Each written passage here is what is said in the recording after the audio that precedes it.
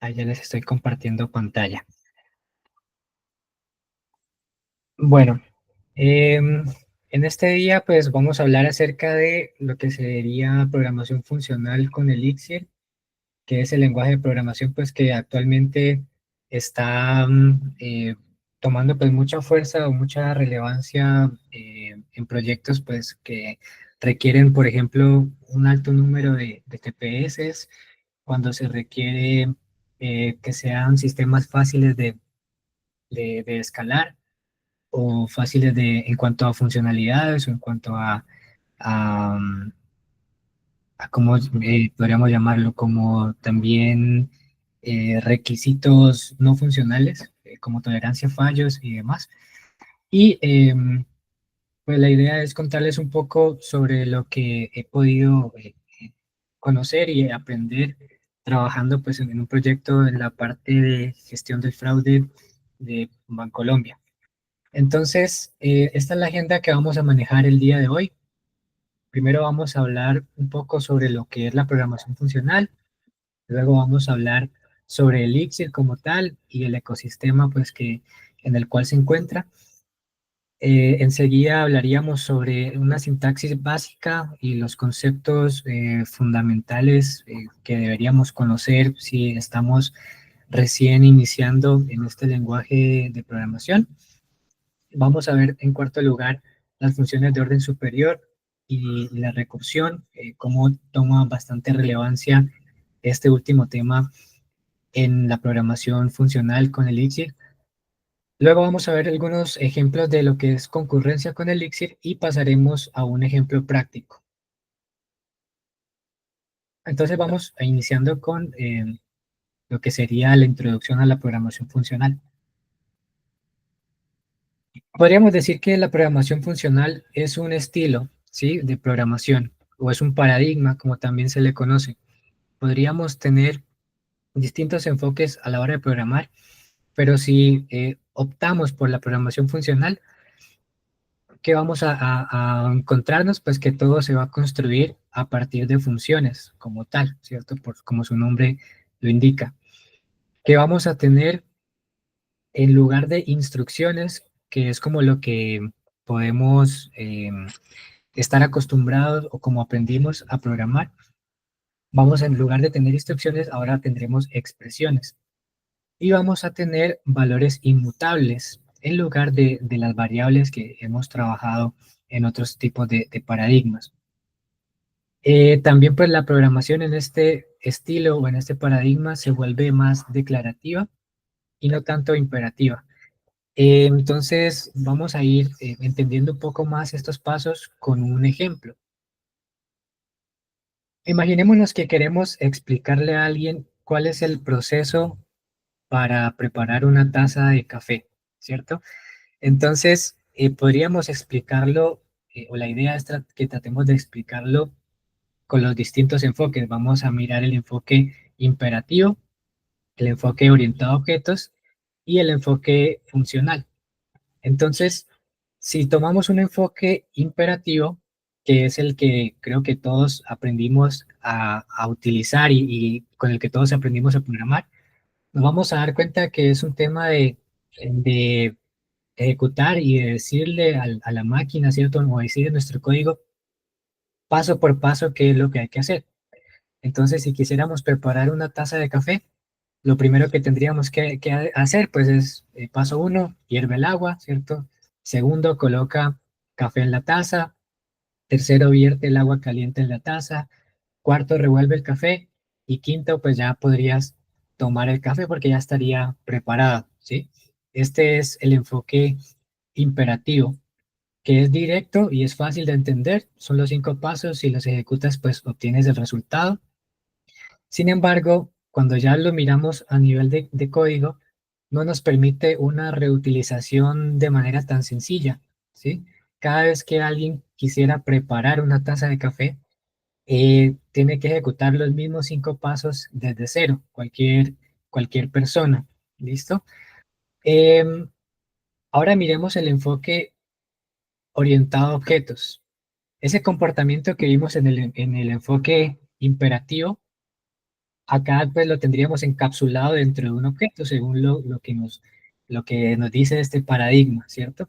Entonces, el objeto que podría mejor representar ese comportamiento, pues sería una cafetera, ¿cierto? Entonces, si quieres una taza de café siguiendo un enfoque orientado a objetos, pues lo primero es que tienes que usar una cafetera porque es la que tiene esa capacidad y esa responsabilidad de preparar café. Segundo, pues esa cafetera debería tener una opción que se llame algo así como preparar café, ¿cierto? Y la cafetera internamente eh, realizaría los pasos que vimos anteriormente. Entonces la cafetera, luego de que seleccionamos la opción preparar café, hierve el agua, agrega café a la taza, va a verter el agua caliente, ¿cierto? Y revuelve el café. Y lo que nos daría pues ya es el resultado del café listo para consumir. ¿Listo? Este enfoque, a diferencia del anterior, nos permite más la reutilización. Cualquier persona podría tomar la cafetera y seleccionar la opción preparar café, ¿cierto? Y obtendría el resultado esperado.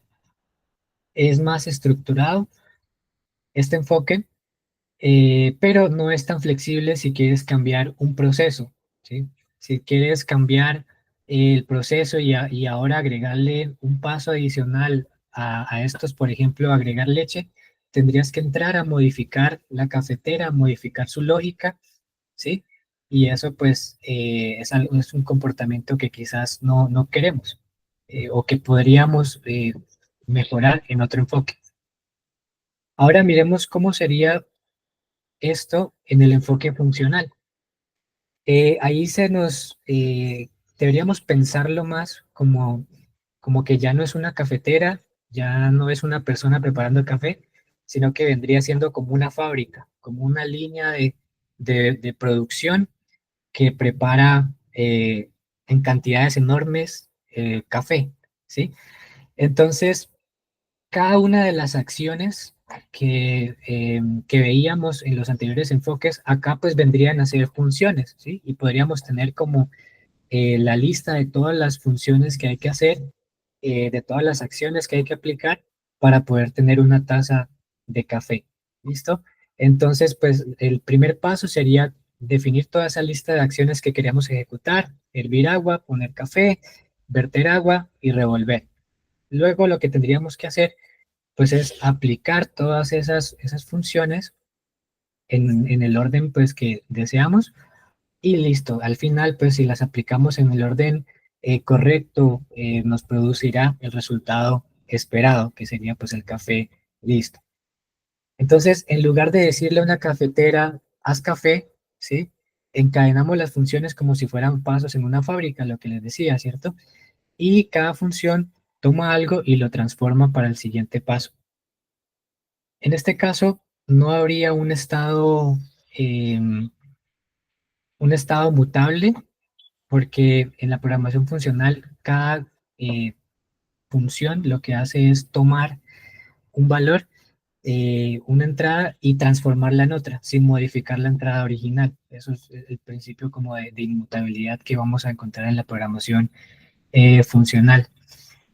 Fácilmente se podría reutilizar pues esta línea y utilizarse para eh, preparar cantidades enormes de tazas de café, en el ejemplo que estamos viendo, y nos facilita la concurrencia, ya que eh, como hay, perdón, inmutabilidad, pues no habría problema de que si alguien está en el paso de poner café, no afecta en que otro apenas esté hirviendo el agua, porque todos son inmutables. Entonces, es un poco la manera en que podemos ilustrar lo que es la programación funcional.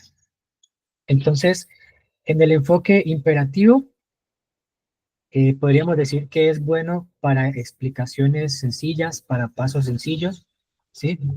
El enfoque orientado a objetos es útil cuando necesitas reutilizar y organizar de una manera ordenada el código, las funcionalidades, y la funcional es más eficiente cuando necesitas flexibilidad y escalabilidad.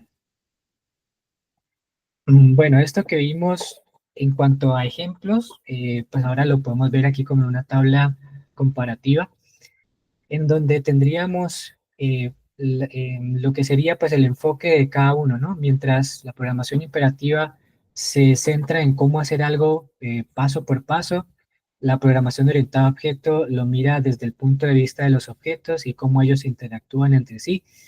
Y el funcional pues utiliza todo a partir de funciones y evaluación de expresiones. ¿Listo? Em, Esto pues es como un resumen de pronto de lo que hablamos a nivel del ejemplo y pues algunos datos más adicionales.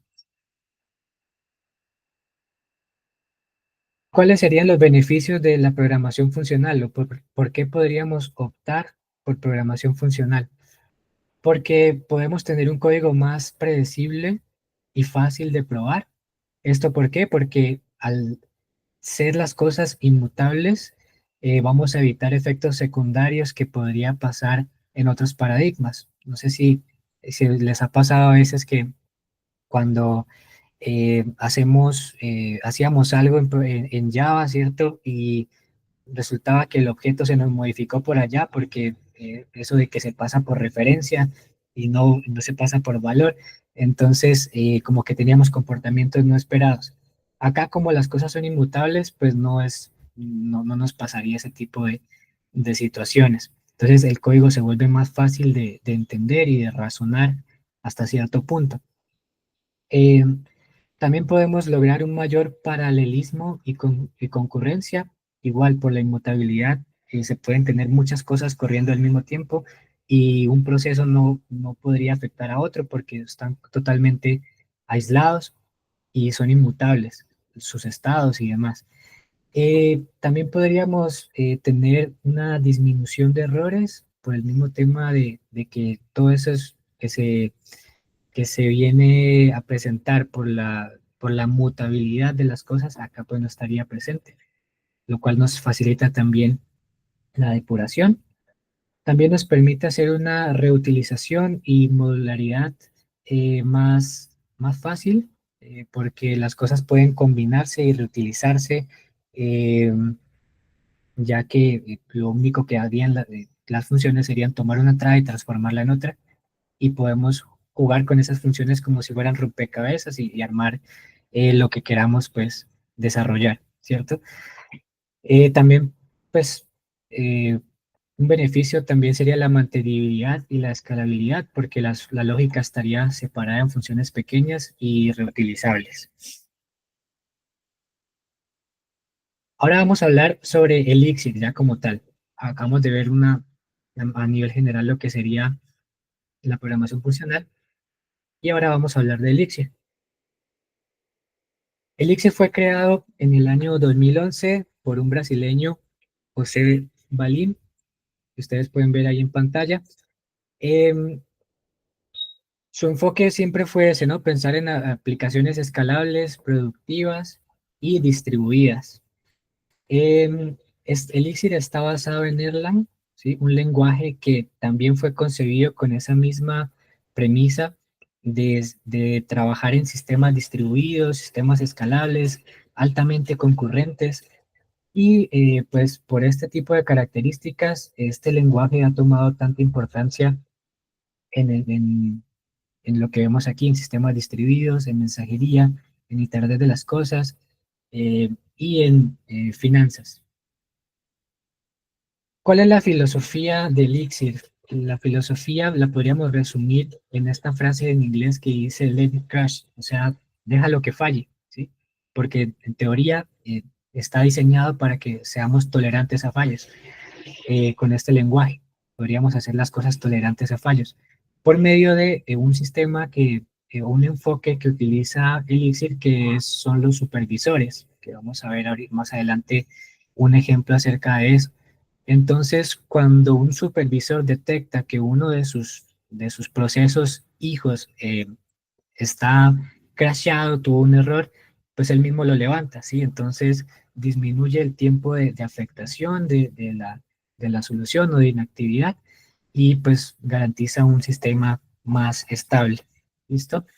Esa es la filosofía, ser tolerantes a los fallos, además pues de la escalabilidad, de la productividad y de lo que ya hemos hablado. Algunas características principales de Elixir, como les digo, pues es un lenguaje de programación funcional.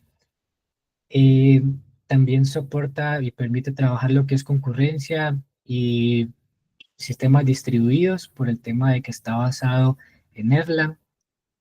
El tema de tolerancia a fallos, como les decía, también es parte de su fuerte y de por qué ha cogido eh, tanta popularidad entre los grandes de la industria.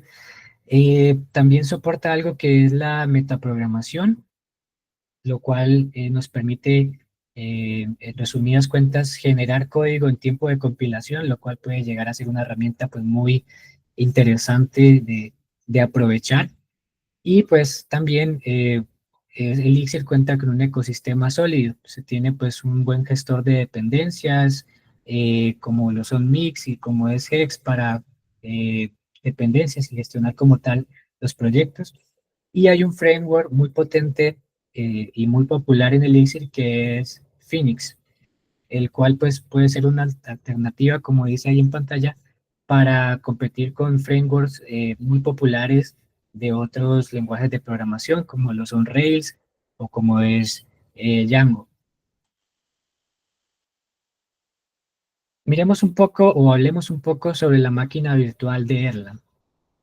Pues básicamente sería repetir lo que les dije sobre Elixir, ¿cierto?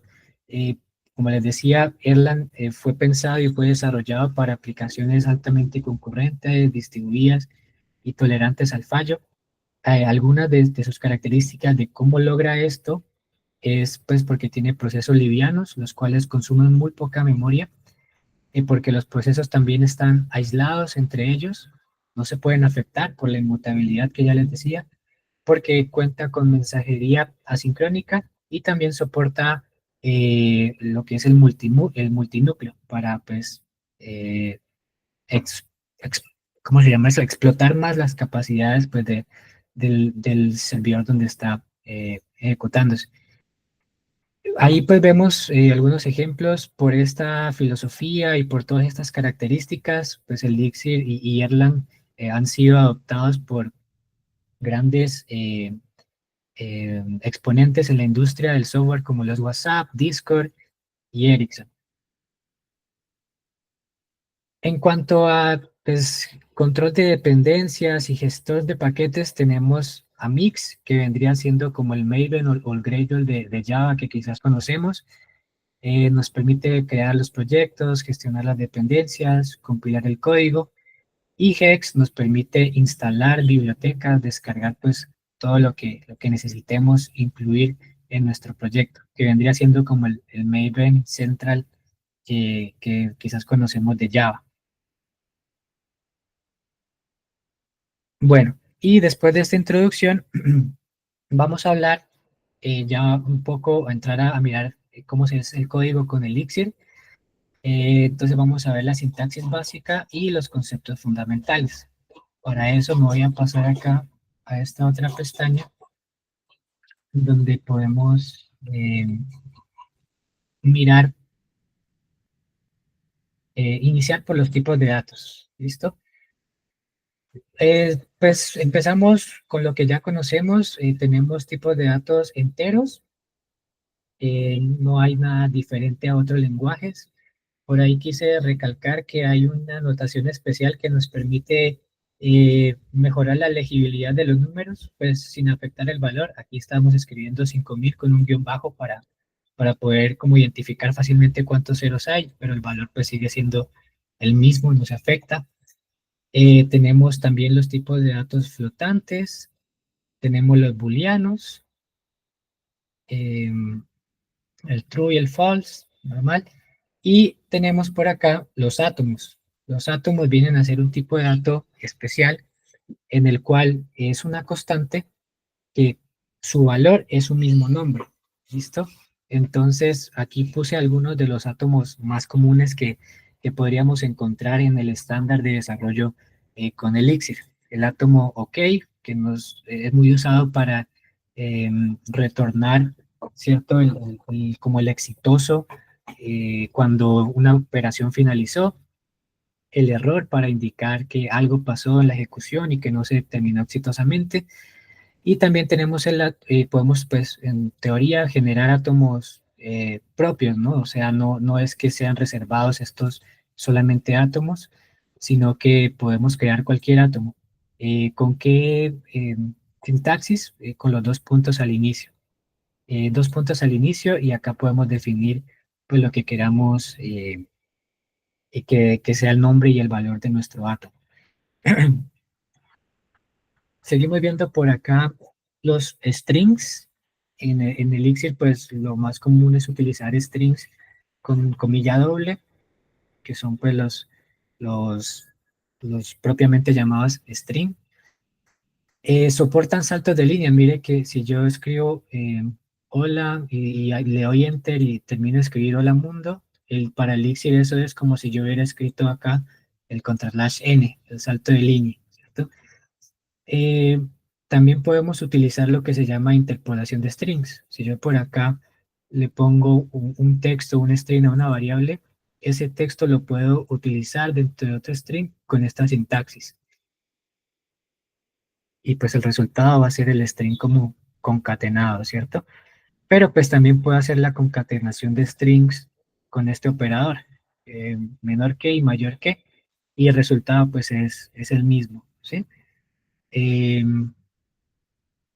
Bueno, ahora vamos a hablar acerca de las estructuras. Tenemos las listas, ¿sí? Que son listas que pueden tener elementos de cualquier tipo, o sea, no es que esté limitado, por ejemplo, a que una lista solamente puede tener enteros, sino que aquí vemos que, por ejemplo, el primer elemento es un entero, el segundo es un string, el tercero es un átomo, y pues para Elixir eso es válido, ¿sí? Si quisiéramos concatenar listas, tendríamos que usar el operador doble más y vemos que el resultado de esto pues es una sola lista concatenando pues las dos que yo puse ahí en la operación.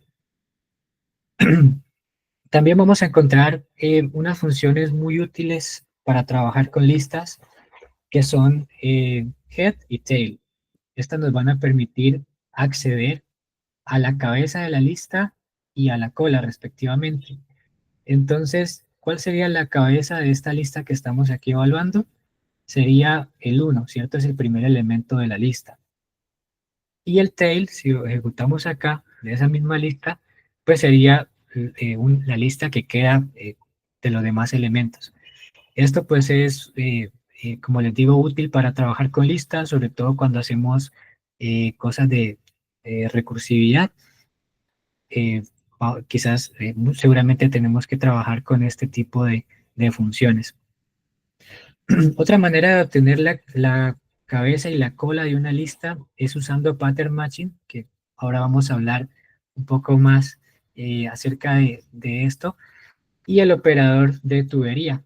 Entonces, lo que haríamos acá es sacar la cabeza en esta variable, la cabeza de la cola que sería el 1, y el tail quedaría el resto de la lista. Entonces, bueno, aquí hicimos la igualdad y si acá vemos que quedó en head, quedó el 1, y que quedó en tail, quedó el resto de la lista, la cola. Esto también se usa bastante para iterar listas de forma recursiva. Entonces, por eso lo quise como poner aquí. Además de, pues adelantando un poquito al pattern matching, pero bueno, para pues mencionarlo. Otro tipo de colecciones que tenemos son las tuplas. Una tupla sería similar a la lista, pero pues su notación es diferente, ¿no? Utilizamos llaves en lugar de corchetes como las listas. Eh, Igual pueden tener cualquier valor, no está limitado a que tenga que ser de un tipo en especial. Vemos que esto pues ejecuta correctamente, no da ningún error.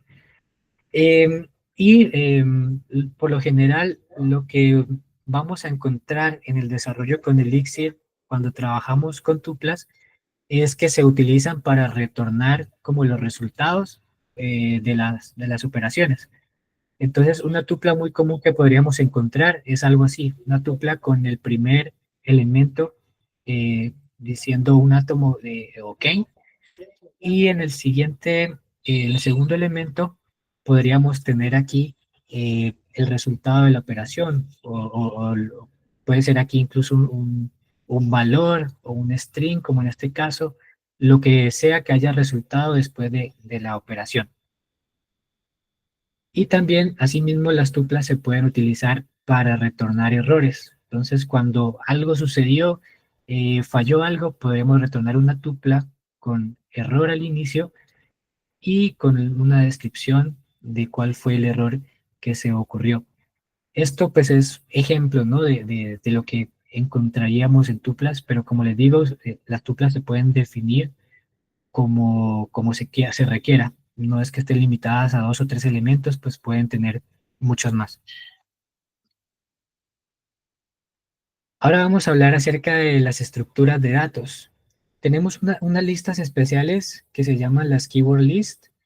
Estas listas tienen una particularidad, y es que son listas de tuplas. O sea, en cada elemento es una tupla de dos elementos. Cada elemento de la lista es una tupla de dos elementos. Y el primer elemento de cada tupla es un átomo. Entonces, esta es la notación especial de, de las keyword list. Aquí realmente lo que tendríamos en este primer elemento sería una tupla cuyo primer valor es el átomo timeout y el segundo valor es un 100, que es el ejemplo que les puse acá debajo. Esto son lo mismo. Si las evaluamos ambas, vemos que retornan el mismo resultado. Entonces, estos son muy utilizados o las podemos encontrar cuando, por ejemplo, necesitamos pasar opciones a alguna librería o algún método que estemos llamando. Por lo general, se utilizan las keyword lists para pasar este tipo de configuraciones. Eh, entonces, podríamos encontrarnos algo así, opciones, keyword list, y se la pasamos a alguna función que reciba esa configuración y haga algo con eso. También tenemos los mapas, que serían como los diccionarios o las estructuras de llave de valor, en donde podemos, con esta sintaxis del porcentaje y las llaves, definir un mapa. Este primer ejemplo que les puse es como veríamos un JSON en Elixir. Un objeto JSON en Elixir, ya cuando nos llega, por ejemplo, una petición eh, a nuestro, a nuestro entry point, por ejemplo, un API REST, nos llegaría un mapa de esta manera. Un mapa que su llave es un string y que su valor se relaciona con esta flechita, eh, y nos dice cuál es pues, su valor. Entonces, este es el primer llave valor del mapa y este sería el segundo. Y como les digo, así se verían los JSONs en Elixir, como mapas, con llaves como strings. También los mapas tienen una sintaxis especial cuando las llaves son átomos. En este caso, si name no es un string como en este caso de arriba, sino que es un átomo, la notación se puede acortar un poco. Entonces, en lugar de usar una flechita, podemos usar los dos puntos e indicar el valor. ¿Listo? Entonces, miren acá como la diferencia, ¿no? Este mapa pues tiene las llaves en string y por esa condición debo utilizar las flechitas aquí para esta notación pues que es como la estándar de los mapas. Pero si todas sus llaves son átomos, entonces se representa de esta manera, un poco más legible, un poco más compacta, eh, y se puede trabajar pues de las dos maneras. Si quisiéramos actualizar el valor de una llave, en este caso si quisiéramos de este mapa que está acá arriba actualizar la edad, tendríamos que utilizar este operador de tubería. Y con este lo que haría sería retornarnos un nuevo mapa, porque recordemos que acá las cosas son inmutables. Pues ese nuevo mapa tendría este age actualizado pues con el valor que le hayamos definido. Ahora vamos a hablar un poco acerca de pattern matching. El pattern matching, pues, es una parte fundamental de la programación con Elixir, ¿sí? Es una de sus partes fuertes.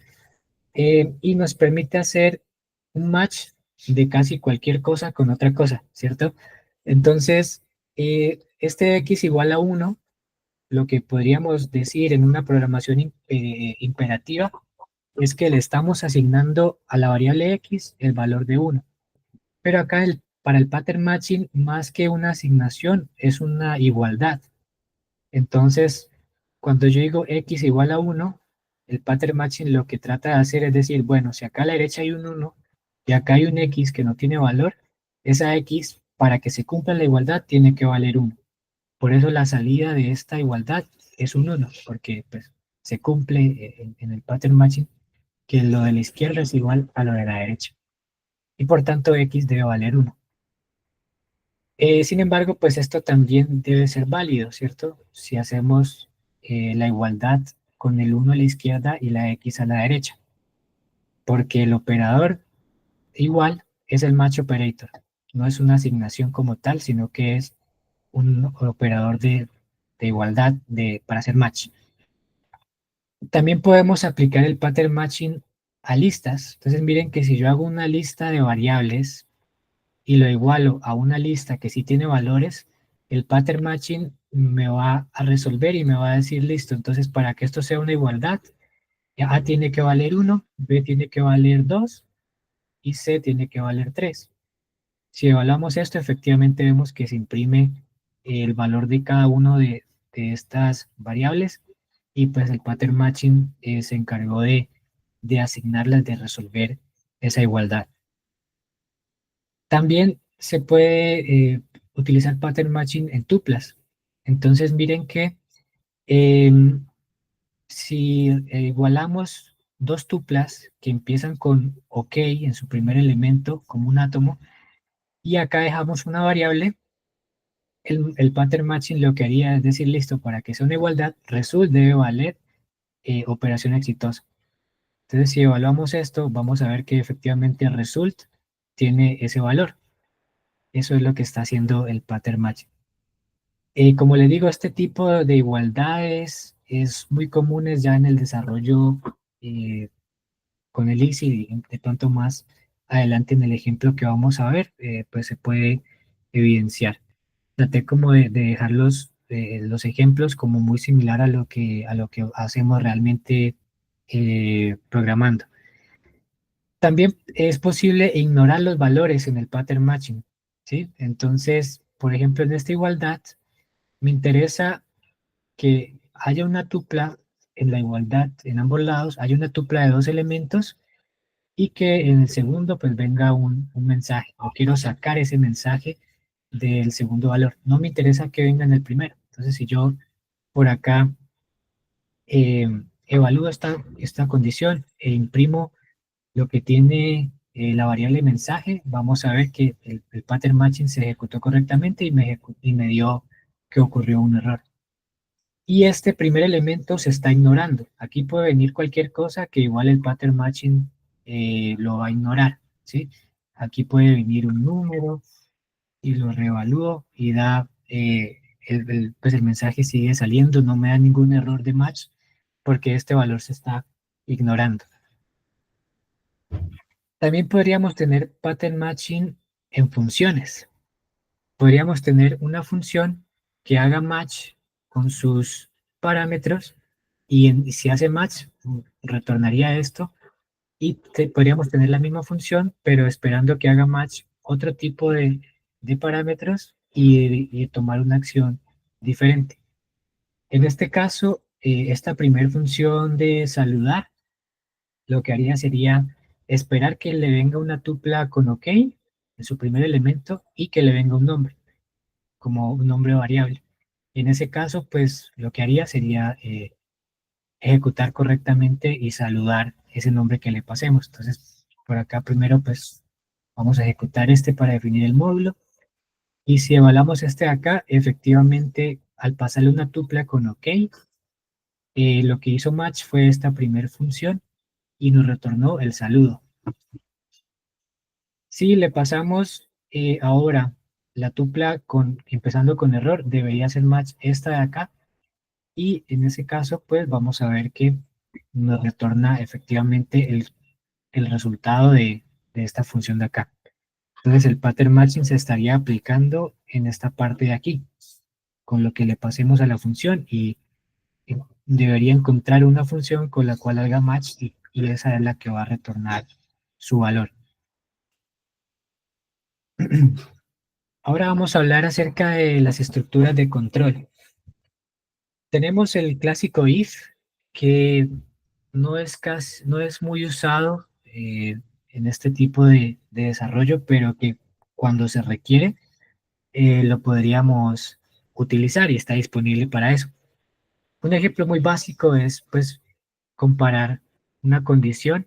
En este caso la edad es 20 y la condición sería que si la edad es mayor o igual a 18, pues nos retornaría mayor de edad. En caso contrario, retornaría menor de edad. Y pues aquí vamos a ver que el resultado fue mayor de edad, porque pues se cumplió la condición y entró por aquí. Miremos otro, el case. El case nos permite hacer match con valores. Entonces, si tenemos un status que es un OK success, nosotros podríamos hacer un case de ese status y poder empezar a tratar de que haga match con alguno de estos, ¿sí? Entonces, en este caso, entraría a evaluar por acá y esperaría que coincida con esto o que haga match con esto. Una tupla, que su primer elemento es OK, se cumple, listo. Y que en el segundo elemento de la tupla, pues venga un segundo elemento, el cual se asignaría por pattern matching a la variable resultado. Y lo que nos haría, pues al final, si hace match aquí, lo que haría sería retornar ese resultado. Si no hace match con esto, pasa a evaluar la siguiente. Esperaría una tupla de un solo elemento con error. En ese caso, retornaría este texto. Y ya si no hizo match ni con el primero ni con el segundo, podemos definir un caso por defecto, o el caso que atrapa a todos los, que hace match con todo, que no nos interesa que venga aquí, siempre retornaríamos esta parte. Entonces, si evaluamos esto, vamos a dar cuenta que hace match por esta de aquí. Hizo match, que es una tupla de dos elementos que empieza por OK. El resultado hizo match con este string, por lo tanto, al retornar el resultado, se retorna el string. Hay otro que es similar y es este condicional, el cont, perdón, esta estructura de control, no fue el nombre, y nos permite hacer match por condiciones. Entonces, acá estamos haciendo match por valor. Esto tiene que hacer match de alguna manera con alguno de estos de acá, pero en este caso lo que evaluamos son condiciones, mayor que, menor que se encuentre en, ese tipo de cosas, que sea diferente a tal cosa. En el ejemplo, pues, estamos haciendo una condición para identificar si ese número es entero, positivo, perdón, si ese número es positivo, negativo, o si es cero. En este caso, n vale 10. Entonces, lo que haría este, esta estructura es empezar a evaluar. N es menor que cero, la, la condición no se cumple, entonces esto no se retorna, sino que pasa a valorar la siguiente. N es igual a cero, tampoco se cumple, entonces no va a retornar esto. N es mayor que cero, esto sí se cumple, entonces deberíamos retornar eh, este valor, número positivo. Si por alguna razón no hace match con esto, deberíamos también definir un caso por defecto que haga match siempre. La condición pues true siempre haría match. Y esto pues nos retornaría en caso de que por acá no entre nada, ¿sí? No entre ninguna de estas. Entonces, si evaluamos esto, vamos a ver que efectivamente hizo match con esta de acá, con la condición de que n es mayor que cero. Y hay uno que es de los más usados en el desarrollo con Elixir, es el with. Este lo utilizamos cuando necesitamos hacer una secuencia de acciones y queremos garantizar que todas estas acciones finalicen de manera exitosa y poder hacer algo cuando eso ocurra. Entonces, podríamos ver este ejemplo de acá. Podríamos definir un with donde lo primero que tiene que hacer es que al evaluar A como numérico me retorne true, luego debe evaluar B que también sea un número y me retorne true, y luego debe evaluar también que B es diferente de cero y que eso me retorne true. ¿Listo? Estas condiciones, y acá es el valor que esperamos, es como la anotación. La evaluación, la condición, lo que queremos evaluar y el resultado que esperamos. Acá esta nueva condición esperamos que también sea true, esta condición también esperamos que sea true. Cuando todo eso se cumpla, eh, ¿qué queremos hacer? Deberíamos retornar un OK con el resultado de la división de esos dos números. Si por alguna razón, digamos, este da verdadero y por acá este no dio true, entonces se iría por el else y retornaría un error, probablemente una división por cero o algo pasó. Entonces, si evaluamos esto, vamos a ver que pasó por todas las validaciones correctamente y nos retornó la tupla exitosa. Esto lo vemos muy común, como les digo, en el desarrollo, porque acá podríamos tener algo como que si el usuario existe en base de datos, si el usuario está activo, no sé, por acá, si el usuario es válido el campo que viene en tal cosa, entonces podríamos tener varias acciones aquí en un with. Ahora vamos a hablar acerca de funciones. Las funciones que podríamos tener, pues inicialmente serían funciones anónimas, las cuales se definen con las palabras, perdón, se define con las palabras fn y end. Entonces, por ejemplo, aquí estaríamos definiendo una función anónima, que como es anónima, la podríamos asignar a una variable. Entonces, estaríamos definiendo una función que recibe dos parámetros y que lo que retorna es la suma de esos dos elementos. Para evaluar esa función, como es anónima y está asignada a una variable, tendríamos que hacer uso del punto, ¿sí? Para poder como indicar que queremos ejecutar la función que está en esta variable add. Ahí vemos que efectivamente pues nos sumó los elementos, ¿cierto? También podemos tener funciones nombradas. Las funciones nombradas pues son las que se crean con la palabra reservada def y deben ser definidas dentro de un módulo. Un módulo vendría siendo, si lo comparamos con un lenguaje de programación orientado a objetos, podríamos decir que sería similar a como las clases, ¿sí? Entonces, podríamos tener el módulo de matemáticas y ahí definir la función de suma, la cual recibiría A y B, y lo que retornaría sería la suma de A más B. Entonces, si evaluamos esto y llamamos a la función por medio del módulo, módulo.add, le pasamos el 3 y el 4, vamos a ver que el resultado pues es la suma, ¿cierto? El 7. También podríamos tener algo importante en las funciones y son los guards. Estos se encargan de evaluarse también e influir en el pattern matching de una función. Entonces, ¿qué estaríamos haciendo aquí? Estamos definiendo un módulo validador que valida una entrada, ¿cierto? Tiene una función validate input. Esta función eh, espera que le pasemos una variable acá, un documento, y tiene un guardia acá implementado que también debería hacer match, ¿sí?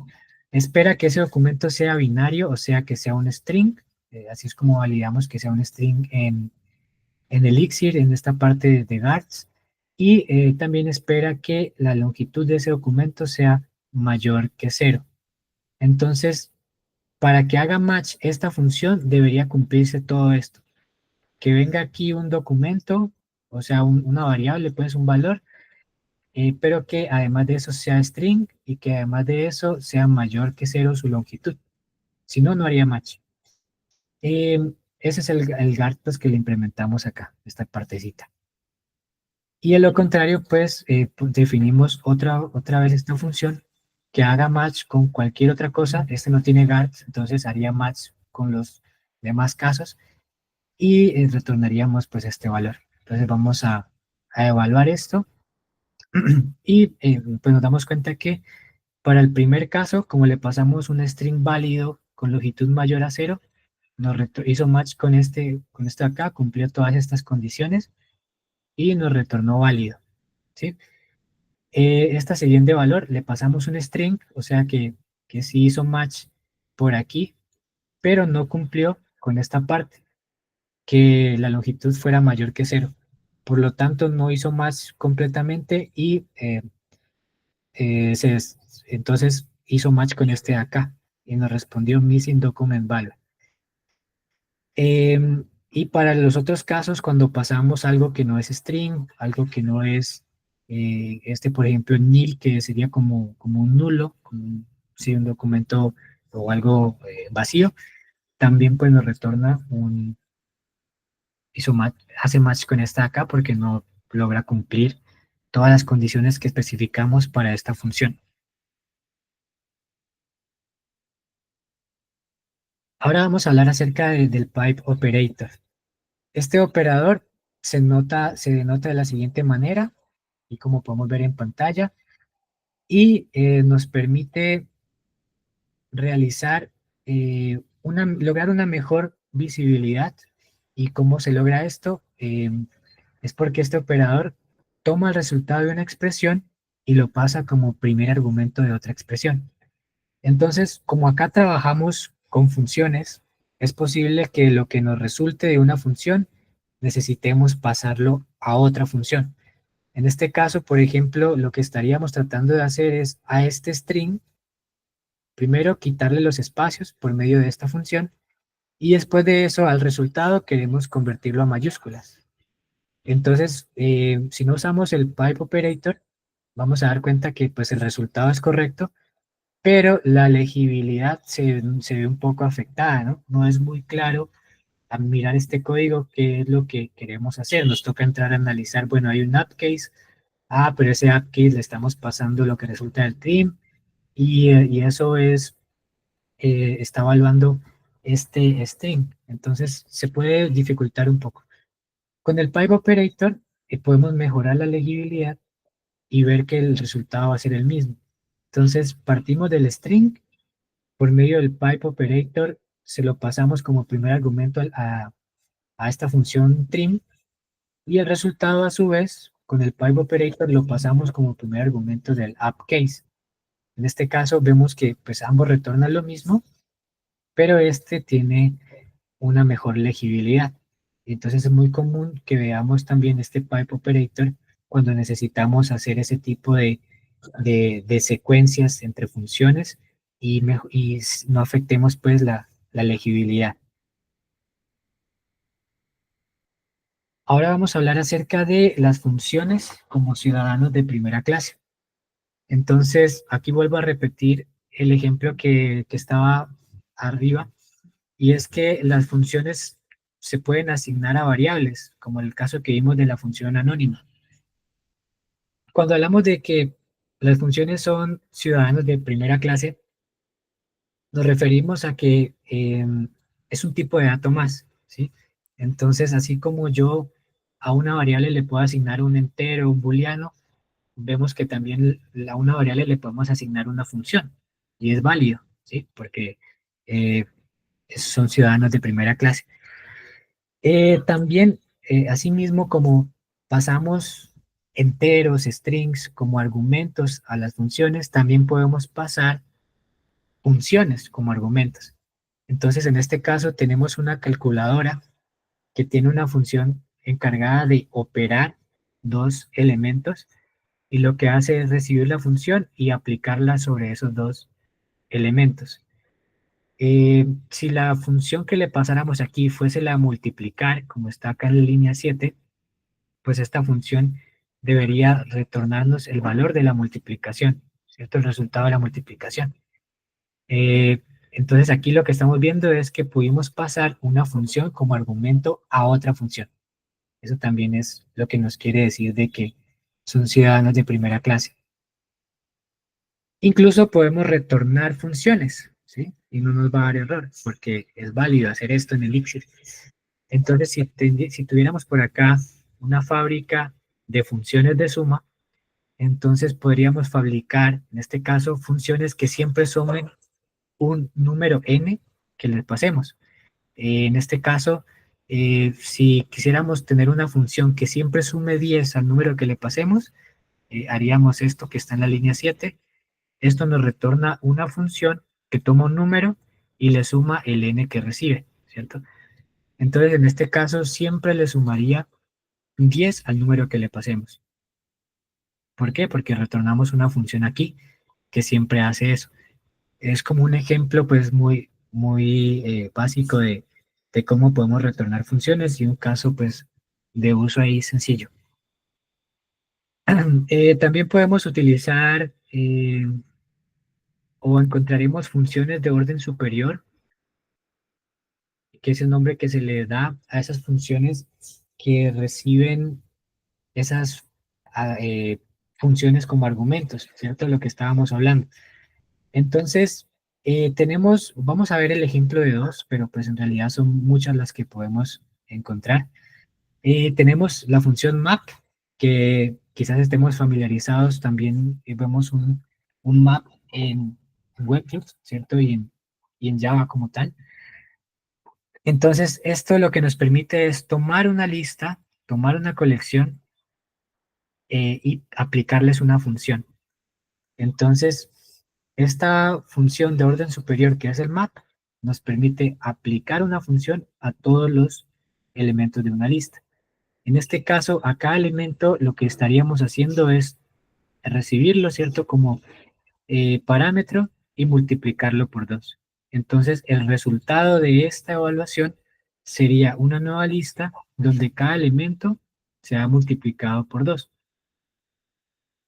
Y también tenemos otra función para el ejemplo que es la función filter. Esta función nos permite, como su nombre lo dice, filtrar elementos según una condición. Es decir, que la función que yo le tengo que pasar a filter debe contener una condición que me retorne verdadero o falso y de alguna manera me permita pues filtrar de manera correcta los elementos. En este caso pues le pasamos el mismo arreglo de acá arriba, números, la misma lista, y lo que haría sería esta evaluación para obtener el residuo y darnos cuenta pues de que es par si eso es cero, ¿cierto? Entonces acá el resultado debería ser una nueva lista con únicamente los elementos pares de la lista original. Eso es pues lo que quería como mostrarles ahí en cuanto a funciones o funciones de orden superior. Y pues hay muchas más, ¿no? Es como un ejemplo aquí básico de las que podríamos encontrar. Ahora vamos a hablar acerca de la recursión y también de algo que se conoce como tail recursion. Entonces, podríamos hablar acerca de una función factorial y ver el caso de esta función. Podríamos implementarla de esta manera, ¿no? Definiendo un caso base que cuando sea factorial de 0 retornemos un 1, pero también podríamos, bueno, y adicionalmente tendríamos el resto de casos, que es cuando no llegamos al caso base, donde lo que haríamos sería llamar a multiplicar el n actual por el factorial del n-1. Y esto pues iría iterando de manera recursiva hasta llegar al caso base y retornarnos pues el resultado. Para este caso que estaríamos evaluando el factorial de 5, nos retornaría 120, lo cual es correcto. Sin embargo, esta recursión simple nos puede presentar la siguiente situación. Aquí pues podemos observar el árbol de recursión que se arma o el árbol de llamadas que se arma en cada llamado. Entonces, cuando se llama calcular factorial de 5, lo que hacemos es eh, multiplicar 5 por el resultado de factorial de 4, ¿cierto? Eso a su vez, como no lo puede resolver, se va a quedar en memoria y va a llamar a 4 por factorial de 3. Como no lo puede resolver, se queda en memoria también esperando el resultado. Mientras eso, pues sigue iterando recursivamente. La siguiente iteración sería 3 por el factorial de 2. Todavía no se puede resolver porque no sabemos cuánto vale esto. eh, y así sucesivamente hasta llegar al caso base. Eso quiere decir que todos estos llamados se van quedando en memoria hasta que en algún momento se llegue al caso base y se retorne. Entonces, ¿cuál sería el problema aquí? Que cuando queramos calcular, perdón, el factorial de un número muy grande, podríamos tener un consumo excesivo de memoria porque todas estas llamadas se nos quedan ahí esperando al resultado. Y pues únicamente cuando se tiene el caso base es que ya se puede como empezar a resolver, ¿cierto? Este uno que estaba esperando acá el resultado, pues se convierte en esto y ya resuelve. Esto también ya resuelve y va multiplicando, se va resolviendo, pero pues consumimos demasiada memoria. Cada uno de estos llamados se quedó esperando en memoria el resultado. ¿Cómo podríamos mejorar esta implementación? Con tail recursion, que es la manera de evitar que esto suceda y tener esos problemas de Stack Overflow, ese tipo de cosas, de consumo excesivo de recursos. Entonces, lo podríamos hacer de una manera diferente, ¿no?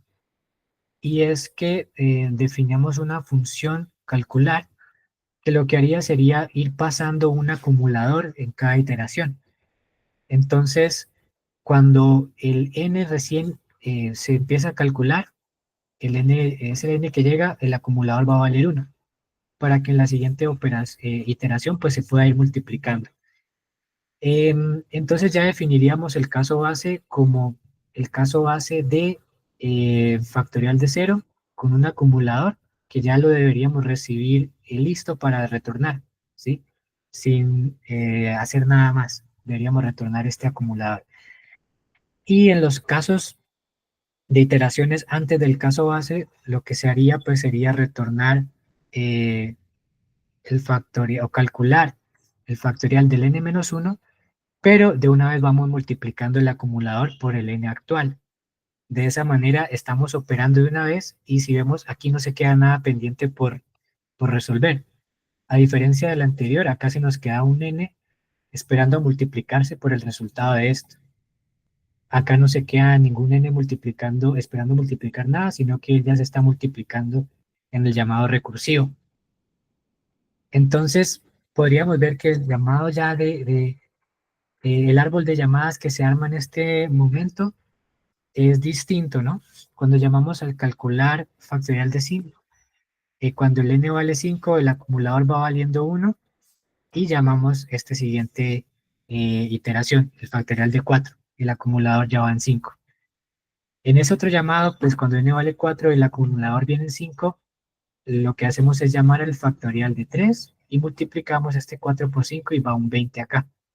Y así sucesivamente el acumulador se va operando en cada llamado recursivo, de manera que cuando llegamos al caso base, ya tenemos el valor listo para retornar, ¿sí? Todos estos llamados no están en memoria esperando a resolver, sino que ya eh, fueron llamándose recursivamente hasta llegar al caso base y ya tenemos pues el valor que se debe retornar.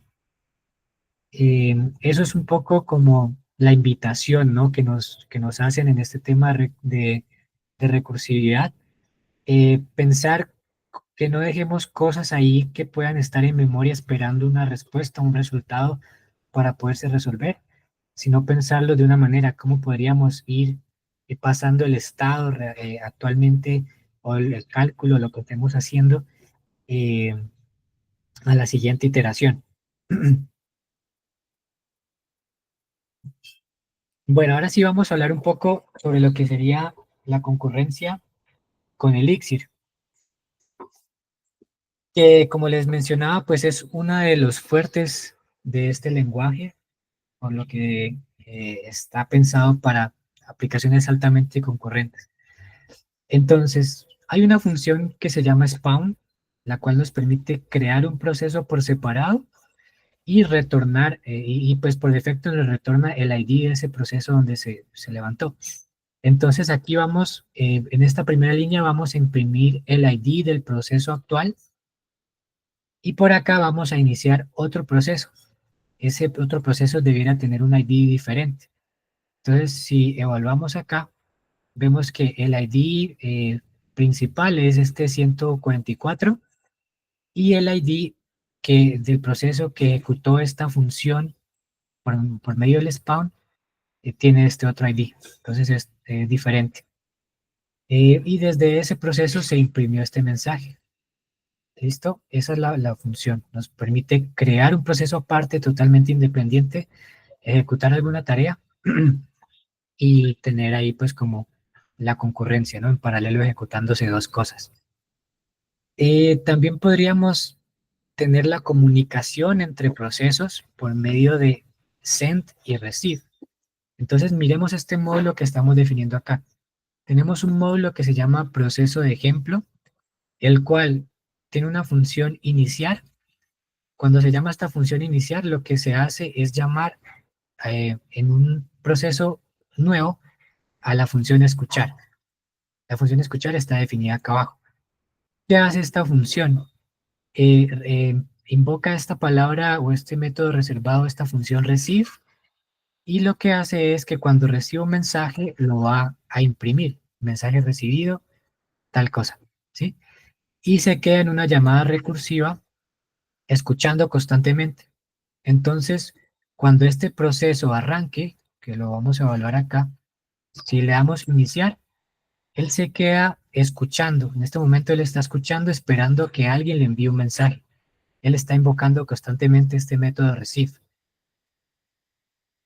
Y el send es el que nos permite enviarle un mensaje a ese proceso por medio de su ID. Entonces acá yo guardé el ID de ese proceso en esta variable y puedo enviarle un mensaje. Entonces si yo le envío un mensaje acá, miren que el otro proceso que está escuchando, por acá imprimió mensaje recibido. Ahí recibió el mensaje nuevamente. Vamos a cambiar acá y ver que recibe el mensaje que yo le estoy enviando actualmente. Eso es como podemos, así es como podemos lograr la comunicación entre dos procesos, teniendo un proceso que esté escuchando en un ciclo constantemente y definirle una lógica a realizar cuando reciba un mensaje. Y por el otro lado, desde el proceso que yo le debo enviar, utilizo el send con el ID de ese proceso. Bueno, ahora vamos a ver un poco a manera de introducción lo que son los servicios o los procesos de OTP, los cuales, por ejemplo, este que es GenServer, nos permite tener un manejo del estado. Entonces, en este caso, para crear un GenServer necesitamos, primero que todo, utilizar esta línea, ¿no? Use GenServer. Con esto, el Elixir va a saber que este va a ser un GenServer. Y pues, por lo tanto, debe implementar algunas funciones que le permitan, pues, su ejecución correctamente. La primera función, el Starlink, lo que va a hacer es iniciar ese GenServer y lo registra con un nombre. Este módulo aquí que lo ponemos así, se traduciría a este mismo acá, a GenServer. Entonces, este GenServer se registraría como en la lista de procesos de Elixir con el nombre MyGenServer y empezaría como a tener ese rastreo, ¿no? de Elixir. Y por acá debemos definir la función también init, la cual nos permite iniciar ese GenServer con un estado eh, inicial que le pasemos acá. ¿Listo? Entonces, Aquí le puse esta línea también que nos va a permitir saber en qué proceso se levantó ese GenServer, en qué ID. Para modificar el estado de un GenServer, en este estado que le pasamos acá inicialmente, podemos implementar los handle call, que sería como llamar eh, cuando nos llamen a este método getState. ¿Qué deberíamos hacer? Deberíamos responder de manera sincrónica el estado y mantener el estado actual. Esto de pronto pues es como, ahorita de pronto lo vemos más bien en código, pero esta función lo que se encarga es de retornarnos el estado del GenServer. Y esta de por acá se va a encargar de actualizar el estado. Lo que haría en este caso sería cuando se invoque el setState con un nuevo estado, nos retornaría ese nuevo estado. Y por acá hay una función que lo que hace es imprimir cuando el GenServer se detuvo. Entonces, de pronto nos ilustra un poco más ya viéndolo en ejecución. Vamos por acá a generar o a definir el módulo GenServer. Y para iniciarlo debemos llamar ese Starlink que definimos acá. Cuando le ejecutamos esta línea, el GenServer ya comienza a ejecutar. Miren que por acá él ya ejecutó el init y nos imprimió que empezó a correr en este proceso, en el 1272. Entonces el GenServer ya está corriendo. Para obtener el estado deberíamos hacer algo como esto: genserver.call, llamamos al nombre de nuestro server, que es este de acá arriba, y le pasamos la función que queremos que ejecute, el getState. Esto caería por acá, getState, y nos debería retornar su estado actual. ¿Cuál fue el estado inicial que le pasamos? Un contador con un valor de 0. Entonces, si yo evalúo esto, nos retorna ese estado actual. Este GenServer, ¿por qué sería útil para guardar un estado? Cuando tengamos muchos procesos consultando, actualizando este estado, el GenServer nos da esa condición de guardar el estado, la inmutabilidad, de que no hayan condiciones de carrera ni nada por el estilo. Entonces, por eso sería útil utilizar un GenServer para conservar un estado. Si queremos actualizar el estado, podríamos hacer el .cast de GenServer, le seteamos el estado y le mandamos el nuevo estado. Si evaluamos esto, vamos a ver que este setState lo hayamos definido acá y por lo tanto ese new state se devuelve en nuestro nuevo estado. Esto acá de pronto funciona, no sé si estén familiarizados en JavaScript con Redux, es algo similar, ¿no? Cómo se actualiza el estado por ahí. Entonces, listo, actualizamos el estado. Si volvemos a consultar acá el estado actual, pues el estado ya es 4. ¿Sí? Entonces, cuando actualizamos el estado aquí, volvemos a consultarlo, el estado está cambiando. El GenServer está manteniendo el estado correctamente. Si quisiéramos detener el GenServer, podríamos genserver.stop. De esa manera nos imprime el log que le había puesto por aquí, que nos imprimiera cuando se está apagando. Y de esa manera, pues ya tenemos el GenServer abajo. Ya pues si le hacemos un get por acá, debería darnos un error porque ya no está corriendo. Ahora, complementemos este ejemplo con un supervisor. Los supervisores son los que nos permiten implementar un control pues, de los procesos cuando fallan y poderlos volver a levantar. Entonces, similar a la sintaxis del GenServer, cuando queremos usar un supervisor, acá sería useSupervisor. También debemos definir el Starlink cuando queremos ponerlo a correr. Él se registra pues como con un nombre y se va a registrar con este mismo supervisor. Este aquí que dice module se traduce en este mismo de acá. Y lo que haría cuando él comienza a correr estaría definido acá. Este supervisor para el ejemplo va a va a tener unos hijos y su hijo va a ser el GenServer que creamos por acá arriba. Entonces ese GenServer va a comenzar a correr. Quiere decir que cuando el supervisor inicia también a los hijos. Y acá le podemos pasar una estrategia para en caso de que hayan fallos. La estrategia uno por uno quiere decir que cuando se caiga un hijo, levante solamente ese hijo. Entonces vamos a verlo pues ya un poco más eh, ilustrativo en la ejecución. Si por acá ejecutamos el gen server, bueno, aquí no lo hemos ejecutado, aquí lo creamos, lo definimos. Si ejecutamos el gen server, el supervisor, perdón, vemos que actualmente el log del gen server también se imprimió. Al levantar el supervisor, él me levantó el gen server en este ID. ¿Por qué? Porque lo registré como hijo. Ahora, ¿qué pasaría si yo detengo al gen server que se levantó aquí, a este de acá? Si yo lo detengo, me dice listo, el gen server está abajo, eso fue exitoso, pero inmediatamente el supervisor levantó otro, porque detectó que se cayó uno de sus hijos y lo levantó. Miren que la ID es diferente, ¿no? Eh, antes el gen server estaba corriendo en el 1339 y ahora cuando se volvió a levantar, pues quedó con otro ID. Nos indica que levantó uno nuevo. Si lo detenemos nuevamente, sucederá lo mismo, se cae el actual, pero el supervisor inmediatamente levanta otro. Aquí lo podemos ver porque el ID está cambiando, ¿cierto? Cada que tenemos uno, el supervisor levanta otro. Bueno, ahí ya creo que lo hice muchas veces. Y listo,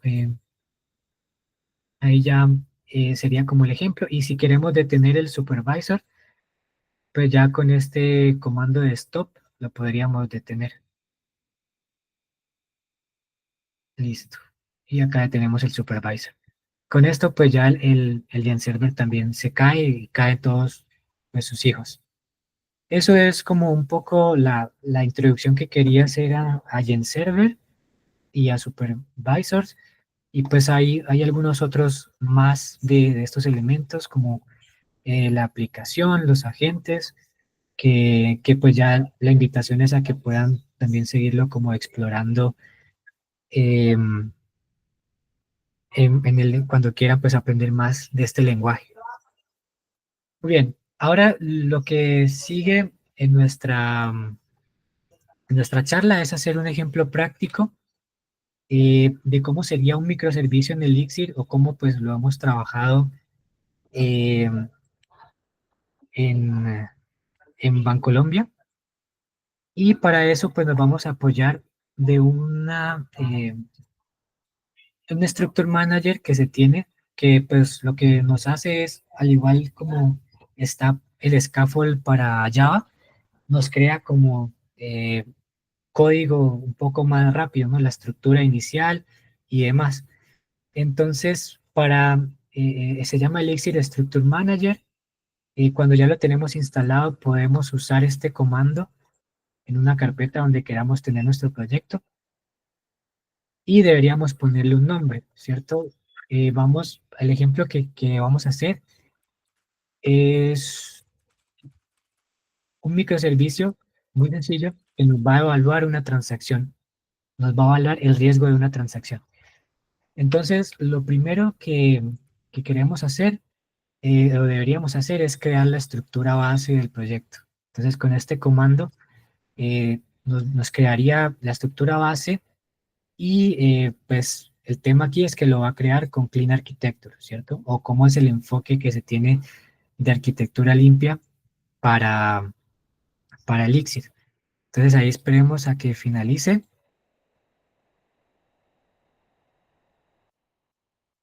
y por acá podemos ver en la carpeta que se debería estar creando todo el proyecto.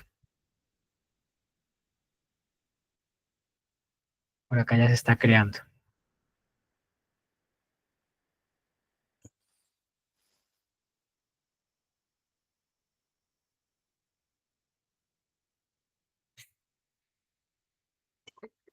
Esperemos ahí un segundo a que termine. Y listo. Si miramos acá Lo que nos creó, pues nos creó una carpeta con, que sería el proyecto Elixir. Si vamos a esta carpeta y la abrimos, vamos a mirar cuál fue la estructura que nos generó.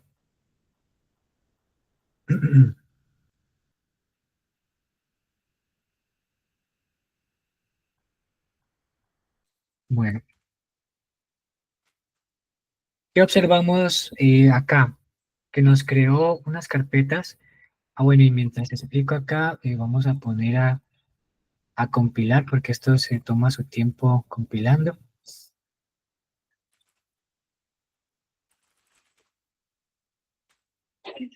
Con el comando mix compile podemos empezar a compilar la aplicación. Mientras compila, vamos a mirar qué nos generó este Structure Manager que estamos utilizando. Vamos a ver que nos creó, bueno, la carpeta build es parte de compilación y demás.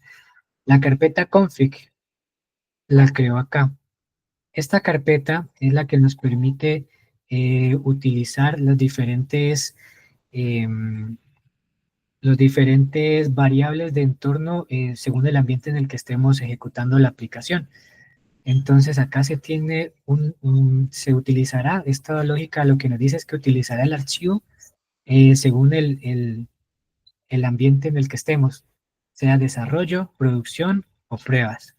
¿Listo? El ambiente de dev, bueno, el archivo correspondiente al ambiente de dev es el que utilizaríamos cuando estemos ejecutando la aplicación en local. Cuando despleguemos la aplicación eh, contenerizada, por ejemplo, utilizaríamos el archivo de prod, y cuando ejecutemos pruebas unitarias y ese tipo de cosas, se utilizaría el archivo de pruebas, este de test. ¿Listo? Entonces aquí definiríamos, por ejemplo, miren que acá está definido el puerto, que se utiliza la zona horaria, el logger, ¿cierto? En qué nivel está, ese tipo de cosas, pues se definen acá. Sería como el application YAML, ¿cierto? En Java. Esta carpeta de dependencias, pues es todo lo que él está compilando y descargando. No entramos a tocar nada ahí. La carpeta lib es donde estaría como tal el código fuente de la aplicación. Antes de entrar en detalle de esta carpeta, miremos lo demás. Este de acá en Resources nos crea pues algunos archivos para el despliegue por Docker, y también tenemos la carpeta de pruebas, donde acá pues haríamos todas las pruebas unitarias de nuestro proyecto. Y bueno, hay otras cositas aquí para formato, dependencias y cobertura. Vamos a ver ahora sí esta parte de acá, la carpeta lib. La carpeta lib nos generó pues también una parte de config acá que nos permite a nosotros obtener esas variables que están definidas por acá en el dev, en los archivos pues, de ambiente. Entonces por acá podemos obtener el puerto, podemos tener el server, y acá podríamos tener pues todas las que vayamos agregando, ¿listo? Para tenerlas disponibles en tiempo de, de desarrollo, pues poder saber cuál es el puerto, saber cuál es la URL la que tenemos que pegar, ese tipo de cosas. Listo. Y por acá pues ya empezamos a ver las carpetas de arquitectura limpia, ¿no? Tenemos la carpeta de dominio, donde estarían los behaviors, que vendrían siendo como los gateway, las interfaces que definimos. Eh, los modelos estarían acá, los casos de uso acá. Y por el otro lado tenemos la infraestructura, donde estarían los driven adapters y los entry points, que aquí vemos que nos genera por defecto un API REST como entry point. Adicionalmente tenemos una carpeta de utilidades en donde estarían algunas funciones que podamos utilizar en, en muchas partes, pues las podemos eh, definir por acá en esta carpetica. Y tenemos una aplicación como tal. Aquí se utiliza así como el Gen Server que vimos y el Supervisor, acá utilizamos un Use Application para crear una aplicación en Elixir que pues también vemos para acá temas de estrategia y ese tipo de cosas, similar a lo que vimos para el supervisor. En resumen, lo que hace aquí es levantar una aplicación lista ya para que nosotros podamos a partir de ahí seguir desarrollando. Entonces no tenemos que entrar como en detalle a configurar esto si utilizamos este plugin. Listo. Ahora sí, para empezar a implementar el ejemplo, vamos a hacer una, una aplicación, servicio, que lo que va a hacer es que va a recibir unos datos de transacción y lo que queremos es que evalúe esa transacción y que nos diga, que nos responda con un riesgo, nos diga, por ejemplo, pues es un ejemplo muy básico, ¿no? Pero que nos diga, con base en el país, que nos diga ese país es diferente al que el cliente normalmente hace transacciones, entonces el riesgo es alto, o que nos diga ese país es, es el que siempre el cliente transa, entonces es confiable, ese tipo como es como lo que quisiéramos implementar ahorita. Por acá me voy a comprar un archivo para poder hacer las pruebas REST. Em, La idea sería pegarle algo así, hacerle un consumo post a este endpoint, pasarle estos requests y con este country que el microservicio nos evalúe y nos diga, haga por allá otro consumo externo, un REST consumer que la idea es que lo implementemos y que nos diga, bueno, el histórico del país que siempre consulta es el mismo, ok, entonces es confiable. Si es diferente, ok, hay un error. Eso es como lo que queremos hacer. Eh, Listo, vamos a empezar entonces por el entry point. Vamos acá a infraestructura, entry point, el API REST. Miremos qué tanto nos generó. Por acá vemos que se está utilizando plug.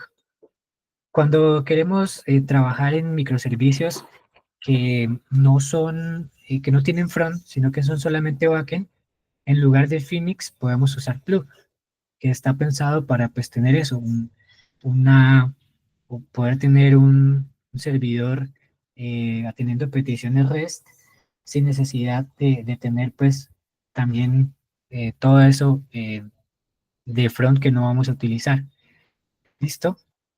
Entonces, por acá, si bajamos, hay algunas configuraciones que ya están hechas. Por acá encontramos el endpoint. ¿Listo? El endpoint que nos genera por defecto un Hello World, pero vamos a empezarlo a cambiar. La idea que queremos es que esto sea un post y que acá tengamos, ay, perdón, no lo copié, que acá tengamos este endpoint, evaluate, y que nos responda pues eh, una estimación de riesgo, ¿sí? Eso es como lo que queremos hacer. Listo. Entonces, se está demorando bastante por acá en compilar. Esperemos un segundito.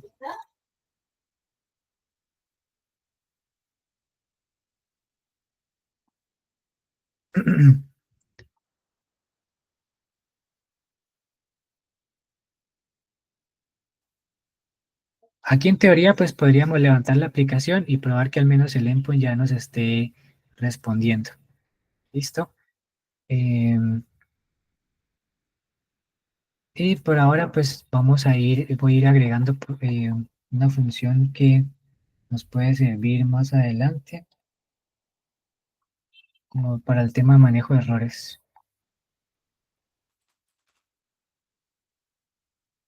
Listo.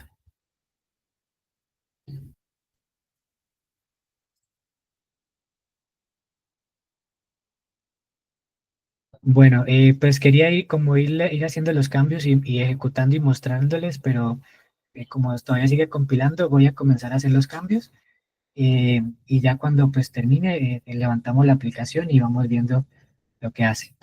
Ah, bueno, ya parece que está terminando. Entonces, listo. Con esto, pues, en teoría, este primer cambio lo que hicimos es habilitar un endpoint API Evaluate para que por medio de peticiones POST nos responda un Hello World por ahora. ¿Listo? Em, ¿Cómo yo puedo obtener el body que me llega en esta petición? Eh, a nosotros aquí nos va a llegar un objeto con, y ese objeto trae una propiedad que se llama body params. Entonces, de esta manera, yo puedo obtener el objeto que llega en el body, que sería este que yo mandé acá en la prueba. ¿Listo? Entonces, si yo imprimiera este valor, veríamos un JSON. Y recuerden que el JSON que vemos acá en Elixir es un mapa con llaves string y pues ya sus valores con la notación que vimos hace un momento. Entonces, una buena práctica es cambiar eso, porque acá esto nos traería algo como lo siguiente, un mapa, eh, document, ¿cierto? Y la flechita aquí.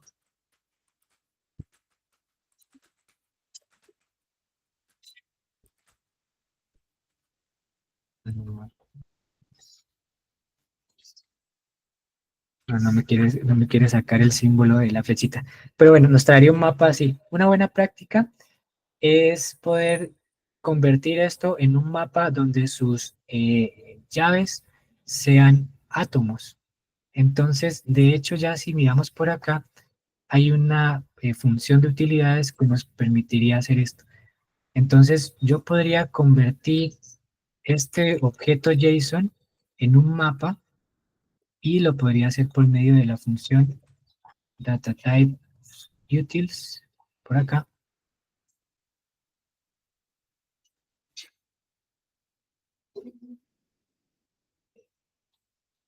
dataTypeUtils.normalize se llama. Y le podría pasar esto. Con esto lo que estaríamos haciendo es convertir este mapa, este JSON, en una librería que tenga más llaves como átomos y sea más fácil de manejar. ¿Listo? Y vamos a necesitar realizar aquí en este endpoint una serie de acciones que es lo que quería como ir haciendo paso a paso y mostrándoles, pero pues no parece que se va a demorar ahí compilando bastante. Bueno, entonces haríamos algo como esto inicialmente, un with, donde lo primero que haríamos sería normalizar el body para que ya las llaves del mapa no sean strings, sino que sean átomos. ¿Listo? Posterior a esto, lo que deberíamos hacer es convertir este mapa en eh, en una estructura de dominio, en un modelo. ¿Listo? Entonces, si vemos por acá en la parte de dominio, tenemos la carpeta de modelos, no hay nada actualmente. Se podría generar por el comando, pero como sigue por acá todavía compilando, entonces voy a generarlo manualmente. Por acá yo puedo generar el modelo y podemos llamarle como transaction evaluation punto x. ¿Listo? Y este va a ser un módulo.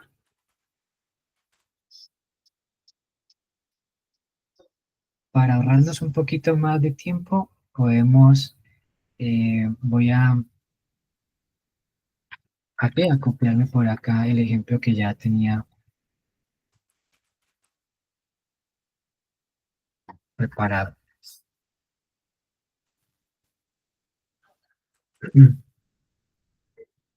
Bueno, entonces en este caso tendríamos que esa transaction evaluation sería una estructura o un objeto, pues podríamos llamarlo así para entenderlo un poco mejor, donde tendríamos el tipo de documento que lo sacamos de las request que nos llegó, sacamos de document type. Tendríamos el document number que lo sacamos de los parámetros que nos llegan, el amount, el country y el risk, que este risk sería el que nos interesaría devolver, indicando si es un riesgo alto o es un riesgo bajo, dependiendo de lo que, de lo que analicemos, pues de la lógica del caso de uso. Entonces, eso es lo que vamos a empezar a trabajar. Entonces ya tenemos nuestro modelo, ¿listo? Lo siguiente que tendríamos que hacer es por acá en el API REST, importarlo, alias, y importamos nuestro modelo. Con este alias lo que hacemos es que nos permitirá obtener esto de una manera o referenciarnos a este módulo sin tener que hacer todo esto, sino que solamente con la parte final lo podemos referenciar. Y lo que podríamos hacer ahora es implementar una función que nos convierta el modelo o que nos convierta el body recibido a este modelo. Entonces por acá, para que nos rinda un poquito, voy a convertir a dominio, crear esta función que se llama convertir a dominio, y lo que haría sería recibir este mapa, una request, un mapa, y convertirla a nuestro objeto de modelo, pues, a nuestra estructura de modelo que se llama en Elixir. Y lo que haríamos sería un siguiente paso acá en el with, donde podríamos hacer algo así. Después de que normalizamos ese mapa, esa request, se la pasamos al convertir de modelo y lo tendríamos acá en dominio. Ya tendríamos acá nuestro objeto, nuestra estructura de dominio. Lo siguiente que tendríamos que hacer por aquí, pues ya sería pasárselo al caso de uso. Llamar al caso de uso. ¿Listo? Eso es lo otro que tendríamos que hacer. Ya creo que sé por qué de pronto está tan lento, debe ser por la VPN. Voy a apagarla un momento.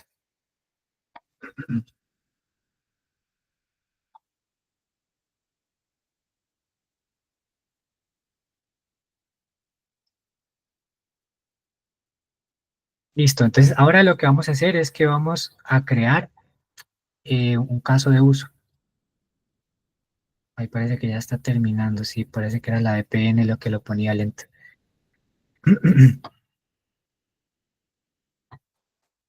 También lo podríamos crear, bueno, ya como ya terminó de compilar, ya podríamos empezar a validar. Bueno, ejecutemos la aplicación para poder ver qué hemos hecho hasta ahora.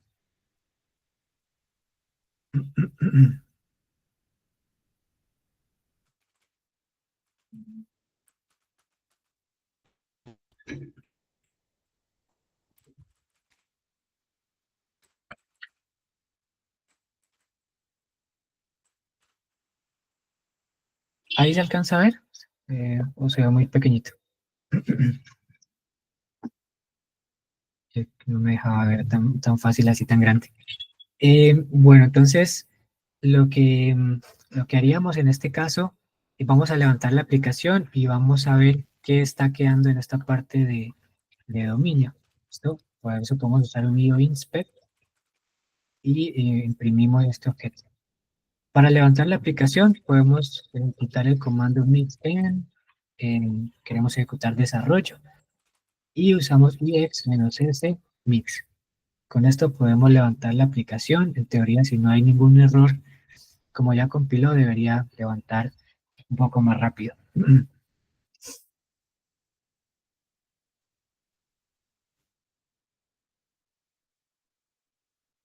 Listo. Me está levantando. Ya levantó la aplicación. Vamos a lanzarle una request a ese endpoint para verificar que hasta ahora nos esté retornando correctamente. Nos retorna el Hello World porque eso es lo que estamos retornando por ahora. No hemos hecho el cambio.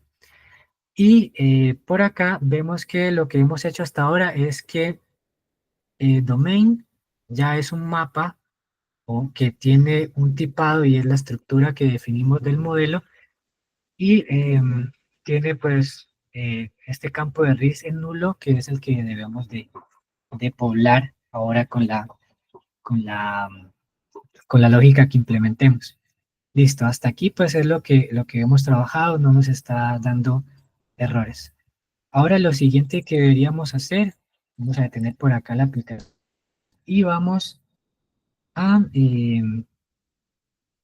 a generar el caso de uso. Como ya terminé de compilar, podemos acá ejecutar el comando para crear el caso de uso. En este caso puede ser este, mix, clean architecture, new use case y el nombre del caso de uso que le queramos colocar.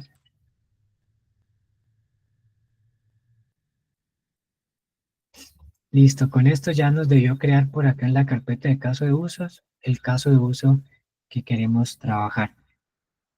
Vamos a hacer un ejemplo inicialmente, vamos a poner una lógica que nos retorne un mapa vacío.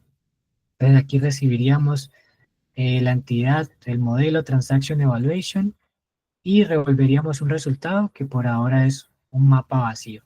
Esto es como para ir probando progresivamente. Vamos a ir a agregar el use case acá en el entry point. Entonces, alias punto y pegamos todo para poderlo referenciar el use case solamente con esta parte final. Ahora, ¿qué deberíamos hacer? Ya después de que tenemos el modelo convertido a dominio, lo podríamos pasar al caso de uso. Entonces, una siguiente acción posterior a esto sería pasar al caso de uso el dominio. Y eso pues lo tenemos que, recuerden que tenemos que hacer match con un resultado. El resultado que esperaríamos sería un OK y un resultado aquí. ¿Listo? Aquí me faltó, perdón, llamar a esta función.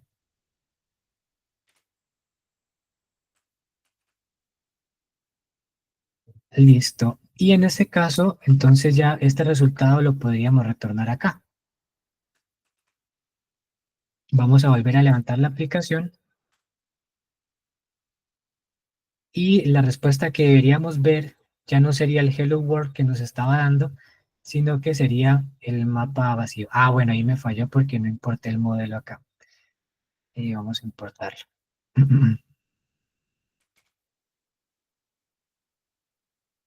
Más que importar es como darle un alias, ¿no? Para que se pueda referenciar.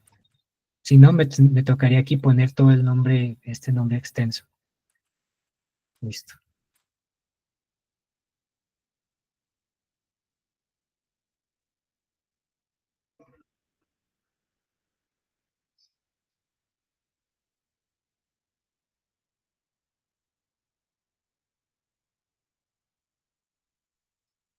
Bueno, ahí levantó la aplicación. Deberíamos entonces, hasta ahora con lo que hemos hecho, al enviar una petición acá, deberíamos recibir un mapa en blanco aquí, ¿cierto? Sin nada, que es lo que estaría retornando desde el caso de uso.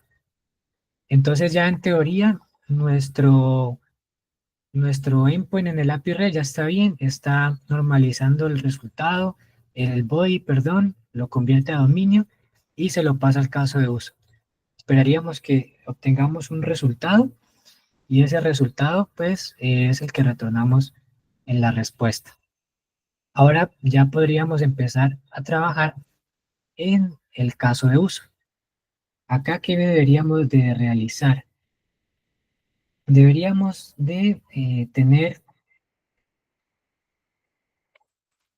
un llamado hacia el REST Consumer, hacia el gateway, ¿cierto? Que es el que haría pues como tal la consulta y es el que nos sirve como un ejemplo para ver un driven adapter. Entonces vamos a ejecutar el comando para crear un driven adapter que sería mix clean architecture new driven adapter. El tipo va a ser REST Consumer y el nombre que le queremos poner es Client History Consumer. La idea es simular un consumo REST hacia un otro servicio que tiene el histórico del cliente y nos pueda retornar como en nuestro ejemplo información confiable de ese cliente. Si miramos con ese comando de REST Consumer, acá en desarrollo ya nos debió haber agregado una URL para consultar. Aquí voy a reemplazar por la URL que tenemos para pruebas. Y en este caso, pues ya quedaría creado el REST consumer. Y lo otro que podemos hacer o que debemos hacer es crear el behavior, la interfaz, ¿cierto? Que vamos a llamar desde el caso de uso, porque no deberíamos llamar directamente eh, a la implementación, sino que llamar a una abstracción. Para este caso es que utilizamos los behaviors. Y los behaviors son algo como esto. Se crea un módulo y se le define con esta palabra, con esta notación callback, la función que debería implementar aquellos que tengan este behavior. Un get, debería tener un método getHistory que reciba un document type, un document number y que no responda una tupla con un resultado eh, exitoso cuando sea exitoso y un error con una razón cuando haya ocurrido algún error. Este behavior, si vamos a ver el client adapter, lo podemos copiar por aquí. Por acá en el driver adapter ya nos creó el client, eh, el consumer, el REST consumer, y por acá nos colocó la notica de que reemplacemos con el behavior eh, que, que se creó. En este caso, pues se creó este behavior. Esto nos va a pedir que implementemos esa función. Entonces ya como se nos está acabando el tiempo, voy a ir copiando algunas cositas para que nos rinda un poco más. Esta función, que es la que implementa el behavior, debemos nosotros de implementarla acá. Lo que haríamos sería recibir un número, un tipo y un número de documento, y eso hacer el consumo post hacia esa petición. ¿Listo? Listo. Ahora, ¿cómo utilizamos esto desde el caso de uso? Para el caso de uso, tenemos que importar o tenemos que trabajar con el behavior. Eso, entonces, tendríamos que hacer algo como esto de acá. Deberíamos trabajar aquí, obtenerlo en tiempo de compilación. ¿Cuál va a ser el gateway? De esta manera desacoplamos lo que sería la implementación del tener el link por acá o el alias del módulo específico del adaptador REST, sino que lo hacemos por este medio. ¿Y qué deberíamos configurar en la parte de las variables de entorno? Deberíamos configurar algo así, el Client History Gateway, y acá deberíamos poner el módulo del adaptador, este señor que está implementando ese comportamiento. Así. De esa manera, yo desde el caso de uso puedo hacer uso de manera abstracta de este gateway y podría llamar al método getHistory.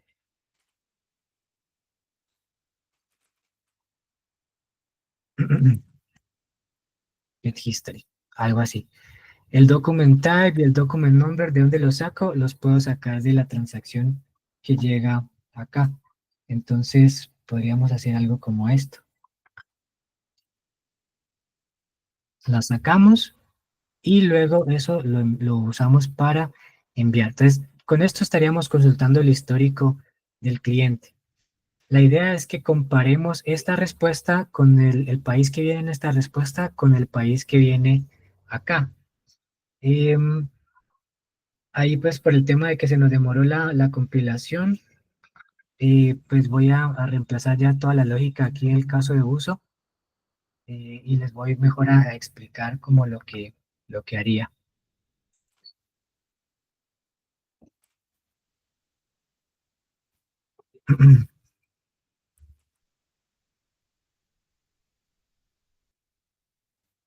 ¿Qué estaríamos haciendo aquí entonces? Nos llega el objeto de dominio ya construido y lo que haríamos primero sería consultar el historial, ¿sí? El history del cliente, y eso nos queda almacenado aquí por medio del pattern matching, nos queda aquí en history. También creamos una función local que nos va a definir el riesgo. Esas funciones que van a realizar nos reciben la transacción y nos reciben el histórico y le ponemos un guardia aquí para que nos haga match cuando coincide el país de la transacción con el país del histórico. Si eso coincide, el riesgo sería bajo porque para nuestro ejemplo es confiable que la transacción sea en el mismo país que el cliente siempre la ha realizado. O si no se cumple esto, pues implementaríamos otra transacción, perdón, otra vez la función para que haga match en los otros casos y el riesgo sería alto. Sí, de esta manera pues estaríamos como trabajando en implementando esa lógica dentro del caso de uso.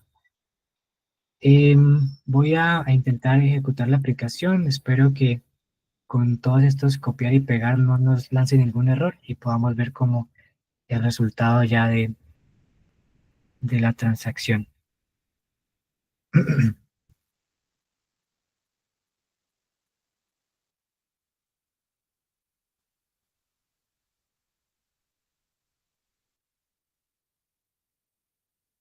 Parece que compiló correctamente y la aplicación levantó.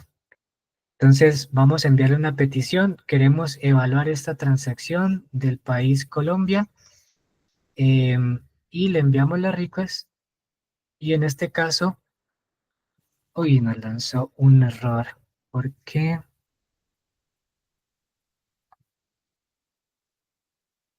Ah, porque nos importaron los utils data types. Un segundito que sí me faltó copiar un insert acá.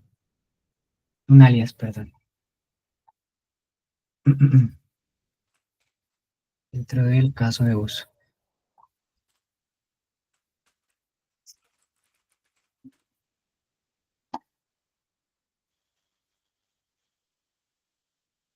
Listo. Entonces, básicamente, cuando le consultamos esta transacción que se quiere realizar en el país de Colombia, nos responde un riesgo bajo porque el país de Colombia es el que normalmente el cliente transó. Pero si le cambiamos, por ejemplo, a Argentina, aquí nos dice que el país Argentina es un riesgo alto porque él normalmente no transa en ese país, ¿sí? Más o menos, ese es como el ejemplo que quisimos, que quería como realizar, ya para mostrarles pues funcionando. Entonces, ¿qué se hizo? Se implementó un endpoint post con API Evaluate. Se normaliza por temas de buenas prácticas el body del JSON para que quede como un mapa con datos, con llaves que sean átomos. Se convierte a dominio, se creamos un modelo, vimos cómo se crea un modelo y luego se invoca el caso de uso. Para poder invocar otros módulos se debe importar con el alias. En el caso de uso, ¿qué fue lo que hicimos? Implementamos un uso de un gateway, el cual pues se asigna en tiempo de compilación y no le estamos pegando directamente al módulo del adaptador. Y con eso lo que hacemos es, vendría siendo el gateway que nos permite obtener el histórico del cliente. Esto lo que nos retorna es, por acá tengo como la prueba, nos retorna información del cliente y nos dice qué país es el que él siempre transa. Eso es lo que está haciendo, ¿no? Entonces obtenemos el histórico, calculamos el riesgo con base en los países. Un ejemplo muy sencillo, pues, de lo que sería realmente lo que hacen los bancos. Ellos comparan un montón de variables, ¿cierto? Si el país es igual, el riesgo es bajo. Y si el país es diferente, el riesgo es alto. Es el ejemplo que estamos haciendo.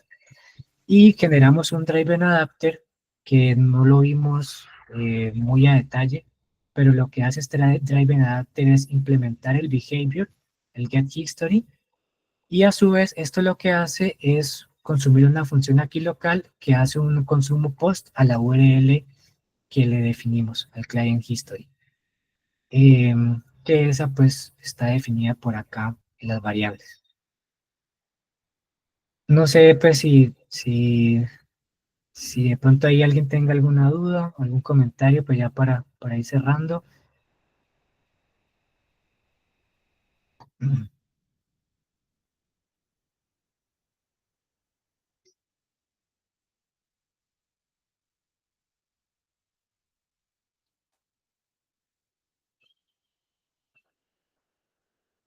Bueno, si no, pues les dejo entonces por aquí la documentación del plugin, pues que nos permite hacer es como esta generación de código de arquitectura limpia para hacer desarrollos un poco más rápidos. Y pues eso sería todo por mi parte. Muchas gracias a todos por su atención. Disculpas ahí por los inconvenientes con la compilación que nos retrasó un poquito en la implementación. Cualquier cosa, pues ahí estoy atento a cualquier duda o, pues observación que tengan. Muchas gracias.